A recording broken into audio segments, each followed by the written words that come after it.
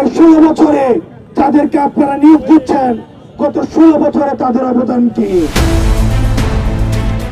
অন্তর্বর্তী সরকারের বিভিন্ন সিদ্ধান্ত নিয়ে প্রশ্ন তুলতে শুরু করেছে বৈষম্য বিরোধী ছাত্র আন্দোলন। উদ্বেগ প্রকাশ করেছে জাতীয় নাগরিক কমিটিও। উপদেষ্টা পরিষদের নতুন 2 উপদেষ্টার নিয়োগ নিয়ে প্রকাশ্যে সরকারের কঠোর সমালোচনার পাশাপাশি রাজপথেও বিক্ষোভ করেছেন বৈষম্য বিরোধী ছাত্র আন্দোলনের নেতারা। একইভাবে জাতীয় নাগরিক কমিটিও সরকারের সিদ্ধান্তের বিরোধিতা করে বিবৃতি দিয়েছে। এমন পরিস্থিতিতে প্রশ্ন উঠেছে, তাহলে বৈষম্য বিরোধী ছাত্র আন্দোলনের সঙ্গে সরকারের দ্বন্দ্ব কেন? কিন্তু শিক্ষার্থীদের রক্তকে পুঁজি করে গণমাধ্যম সূত্রে জানা যায়, রাষ্ট্র সংস্কারে বৈষম্য বিরোধী ছাত্র আন্দোলন একটি চাপ সৃষ্টিকারী শক্তি হিসেবে কাজ করতে চান।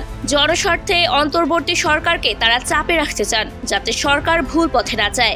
পাশাপাশি প্রেসার গ্রুপ হিসেবে নিজেদের যোগ্যতাও ধরে রাখতে চান বৈষম্য বিরোধী ছাত্র আন্দোলন।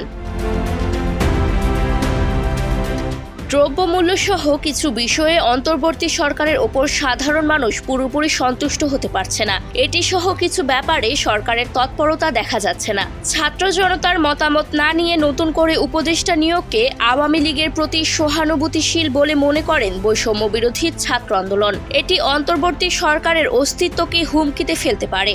তাই সরকারকে এসব বিষয়ে চাপে রাখা জরুরি বলেও মনে করেন তারা। বর্তমান রাষ্ট্রপতি মোহাম্মদ শাহাবুদ্দিনকে পদচ্যুত করার বিষয়ে কিছুদিন আগে জোরালো দাবি তুলেছিল বৈষম্য বিরোধী ছাত্র আন্দোলন ও জাতীয় নাগরিক কমিটি। দাবি পূরণে অন্তর্বর্তী সরকারকে সময়ও বেঁধে দিয়েছিল তারা। এ বিষয়ে সরকার কার্যকর পদক্ষেপ কেন নিচ্ছে না, তা নিয়ে প্রশ্ন তুলেছেন 2 সংগঠনের নেতাকর্মীদের অনেকে। বৈষম্য বিরোধী ছাত্র আন্দোলনের পক্ষ থেকে বিভিন্ন সময় বলা হয়েছে, ছাত্র জনতার আকাঙ্ক্ষা বাস্তবায়নই তাদের সব কার্যক্রমের মূল লক্ষ্য।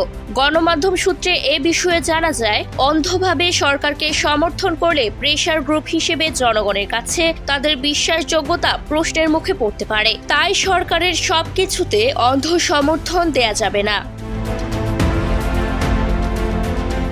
বৈষম্য বিরোধী ছাত্র আন্দোলনের মুখপাত্র উমামা ফাতেমা বলেন, কোনো দ্বন্দ্ব না থাকলেও অন্তর্বর্তী সরকারের সঙ্গে বৈষম্য বিরোধী ছাত্র আন্দোলনের এক ধরনের দূরত্ব তৈরি হয়েছে। এর কারণ অন্তর্বর্তী সরকার গুরুত্বপূর্ণ বিভিন্ন সিদ্ধান্ত নেয়ার ক্ষেত্রে ছাত্র জনতার মতামত নিচ্ছে না। অনেক ক্ষেত্রে সরকার তথ্য পরিষ্কারভাবে শেয়ার করছে না, যা সরকারের প্রতি আস্থাহীনতা তৈরি করছে। 3 জন ছাত্র প্রতিনিধি সরকারে থাকায় অনেকে বৈষম্য বিরোধী ছাত্র আন্দোলনকে সরকারের অংশ বলে মনে করছে। কেউ কেউ বৈষম্য বিরোধী ছাত্র আন্দোলন ও জাতীয় নাগরিক কমিটির কার্যক্রমকে কিংস পার্টি গঠনের তৎপরতা বলে সন্দেহ করছে। কিন্তু প্রকৃতপক্ষে বৈষম্য বিরোধী ছাত্র আন্দোলন ও জাতীয় নাগরিক কমিটি 2টি স্বতন্ত্র সত্তা, কোনোভাবেই তারা সরকারের অংশ নয়। এই পার্থক্য রেখাটা পরিষ্কার করতে চাইছেন বৈষম্য বিরোধী ছাত্র আন্দোলন।